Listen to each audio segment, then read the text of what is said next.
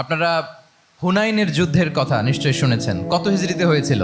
অষ্টম হিজরি। তার মানে মক্কা বিজয়ের ইমিডিয়েট পরেই, কয়েক সপ্তাহ পরেই তো হুনাইনের যুদ্ধ হয়েছিল। তো এই হুনাইনের যুদ্ধে অনেক ওয়ার বুটিজ মুসলমানদের করতলগত হয়েছিল, মানে অনেক গানিমাত, অনেক সম্পদ ওনারা যুদ্ধ শেষে যুদ্ধলব্ধ সম্পদ হিসেবে পেয়েছিলেন। 24,000 উট, প্রায় 40,000 ভেড়া, এত পরিমাণ গানিমত যখন রাসূল সাল্লাল্লাহু আলাইহি ওয়াসাল্লাম পেলেন, তিনি এগুলো বন্টন করতে শুরু করলেন। কিন্তু রাসূল সাল্লাল্লাহু আলাইহি ওয়াসাল্লাম তিনি বন্টন করতে যে আনসারি সাহাবীদেরকে, অর্থাৎ মদিনার যে সাহাবারা, তাদেরকে কিছুই দিলেন না, বরং তিনি মক্কার সাহাবাদেরকে দিলেন, অন্যান্য গোত্রের লোকদেরকে দিলেন, আশেপাশের সবাইকে দিলেন, কিন্তু দিলেন না কাদেরকে? আনসারি সাহাবীদেরকে। ফলে এত বিশাল ওয়ার বুটিজ, এর মধ্যে থেকে কিছুই আনসারিরা পেল না। ওনাদের মধ্যে ক্ষোভের জন্ম নিল।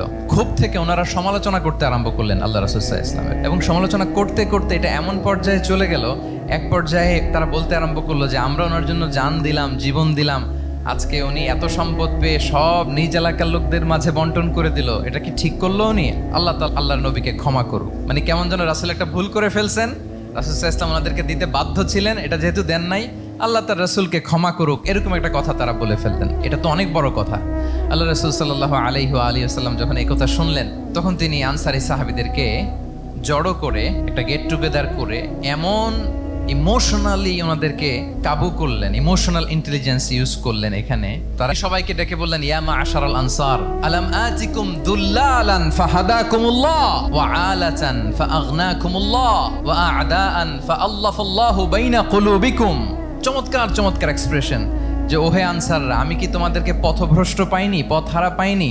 আমার ওসিলায় তোমরা হেদায়েতের দেখা পেয়েছো। আমি কি তোমাদেরকে নিঃস্ব পাইনি?